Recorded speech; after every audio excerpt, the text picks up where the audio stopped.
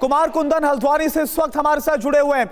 कुमार, क्या वहां पर माहौल बनता हुआ आपको नजर आ रहा है? क्योंकि जानकारी है कि जो महिलाएं और जो बच्चे खुद, उन्हें आगे रखकर मोर्चा संभाल लिया गया है। क्या जानकारी, क्या बता रहे हैं?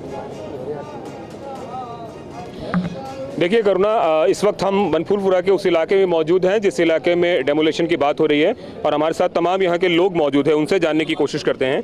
ये बताएं कि अब क्या स्थिति है आप लोगों के सामने, में क्या विकल्प दिख रहा है?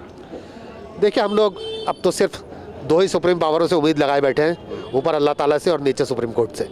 और हमें इस बात की उम्मीद है दुनियावी एतबार से सुप्रीम कोर्ट से हमें रिलीफ मिलेगा, क्योंकि यहाँ के प्रदेश सरकार, स्थानीय प्रशासन और रेलवे विभाग तो इस बात पर उतारू है कि कल करे सो आज कर, आज करे सो अब। इनका बस नहीं चल रहा कि घड़ी की चौथाई में सारे घरों पर बुलडोज़र चलाकर लोगों को बेघर कर दें।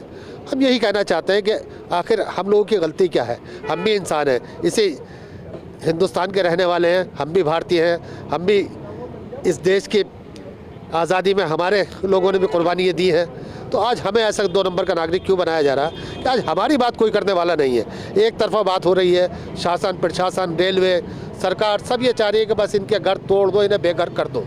अभी तक सरकार ने, न स्थानीय प्रशासन ने, किसी ने कोई वैकल्पिक व्यवस्था की बात नहीं की है कि इतने लोगों को हटाया जाएगा। आप लोग कब से हैं यहाँ पे, इस पूरे इलाके में? करीबन यहाँ मज़ार शरीफ है हमारी, 131 साल मज़ार को हो गए, मंदिर को हो गए, गोपाल मंदिर को। और उससे पहले से हैं, करीबन 150 साल से जो हमारे पुरख हैं वो रहते आए हैं। 150 साल से सरकार ने यहाँ लोन दे रही है, सिविल लाइन बिछा रखी है, बोर्ड आज तक लेते चले आए हम लोगों का, और सरकारी सुविधा सभी कुछ दी है सरकार ने। जब हम अवैध रूप से रह रहे हैं तो हमें सरकारी इस्तेमाल में क्यों करा जा रहा है? बोर्ड के लिए हमें क्यों इस्तेमाल करा जा रहा है?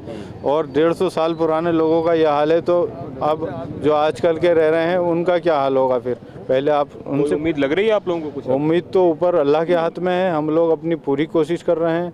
बाकी जब इस काम को एक तरफा नहीं करा जाए, जो जायज निर्णय है। ठीक है कुमार, तो लोगों से आप बात करते रहिए, आपके पास हम फिर से आएंगे। और प्रशासन अपने स्तर पर कैसे कार्रवाई को अंजाम देने के लिए तैयारियों में जुटा हुआ, ये भी, और साथ ही सुप्रीम कोर्ट की सुनवाई पर सबकी नजर है। लेकिन इन सब के बीच हल्द्वानी संकट की इनसाइड स्टोरी क्या है, यह समझना बहुत जरूरी है। उत्तराखंड की जो नैनीताल हाईकोर्ट ने अतिक्रमण हटाने का ऑर्डर दिया है, इसको आप पहले समझ लीजिए। हल्द्वानी संकट की इनसाइड स्टोरी, रेलवे की जमीन पर अतिक्रमण के खिलाफ यह फैसला नैनीताल हाईकोर्ट की तरफ से दिया गया है। रेलवे लाइन से सटे 2.2 किलोमीटर का इलाका है जहां पर निर्माण किया गया है। यह एक-एक जानकारी, एक-एक डिटेल आपके सामने।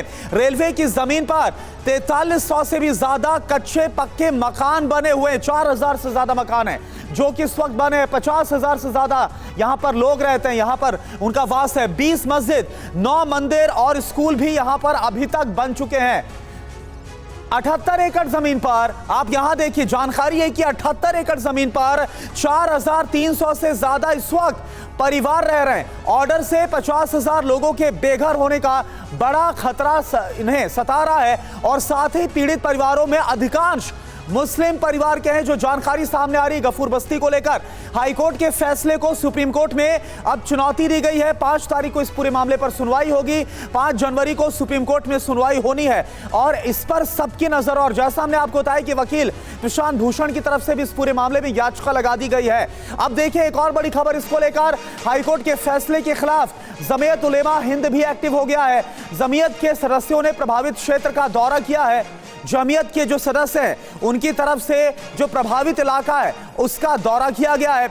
एसडीएम हल्द्वानी से मुलाकात कर राष्ट्रपति के नाम ज्ञापन सौंपा है।